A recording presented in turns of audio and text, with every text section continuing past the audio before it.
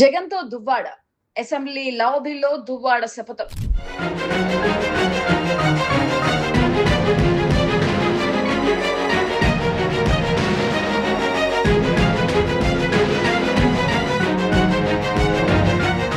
Suspension వేటు పడ్డాక scene reverse అయింది. అసెంబ్లీ లాబీలో అందరూ చూస్తుండగానే ఓ ఆసక్తికర దృశ్యం ఆవిష్కృతమైంది. పార్టీ నుండి బహిష్కరణకు గురైన ఎమ్మెల్సీ దువ్వాడ శ్రీనివాస్ ఉన్నట్లుండి అధినేత జగన్ ముందు ప్రత్యక్షమయ్యారు. అంతేకాదు జగన్ కాళ్లపై పడి నమస్కరించారు. అసలు జగన్ ఆయన్ని ఎందుకు పిలిచారు? ఆ ఇద్దరి మధ్య జరిగిన సీక్రెట్ సంభాషణ ఏంటి? దువ్వాడ వినిపించిన ఆ కొత్త శపథం ఏంటి? ఇవన్నీ తెలియాలంటే ఈ వీడియో చివరి వరకు చూడండి.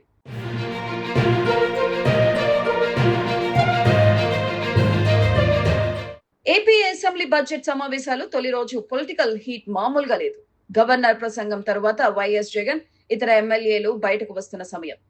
సరిగ్గా అప్పుడే లాబీలో ఎమ్మెల్సీ దువ్వాడ శ్రీనివాస్ కనిపించారు.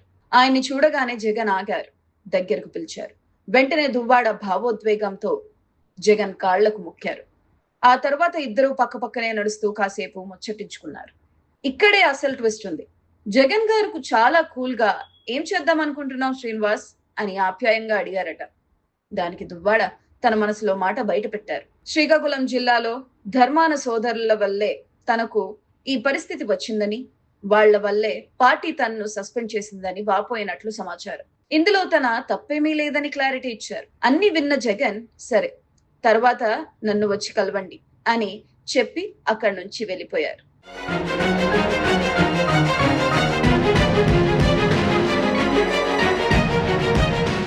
జగన్ వెళ్ళిపోయాక దువ్వాడ మీడియా ముందు ఓపెన్ అయ్యారు. తన పొలిటికల్ ఫ్యూచర్ పై క్లియర్ కట్ స్టేట్మెంట్ ఇచ్చారు. జగన్ గారు మళ్ళీ పార్టీలోకి తీసుకుని వచ్చే ఎన్నికల్లో టికెట్ ఇస్తే సరే, లేదంటే ఇండిపెండెంట్ గా బరిలోకి దిగుతా, నా తడాకా ఏంటో చూపిస్తా అంటూ పరోక్షంగా సవాళ్లు విసిరారు. అప్పటి వరకు మండలిలో ప్రజా సమస్యలపై తన గళం వినిపిస్తానని చెప్పారు. అంతేకాదు తిరుమల లడ్డు వివాదంపై స్పందిస్తూ తాను భక్తుల పక్షాన్నే ఉంటానని తేల్చి చెప్పారు. అలాగే మెడికల్ కాలేజీలను పీపీపీ పద్ధతిలో ఇవ్వాల్సిన అవసరం లేదంటూ ప్రభుత్వంపై కామెంట్స్ చేశారు. అంటే పార్టీల్లో ఉన్నా లేకపోయినా తన రూట్ సెపరేట్ అని దువ్వాడ చెప్పకనే చెప్పారు. మొత్తానికి దువ్వాడ భేటీతో శ్రీకాకుళం పాలిటిక్స్ మళ్లీ హీట్ ఎక్కాయి. మరి జగన్ ఆయన్ని మళ్లీ పార్టీలోకి తీసుకుంటారా, లేక ధర్మాన వర్గానికే జై కొడతారా? మీరేమనుకుంటున్నారు? కింద కామెంట్ చేయండి.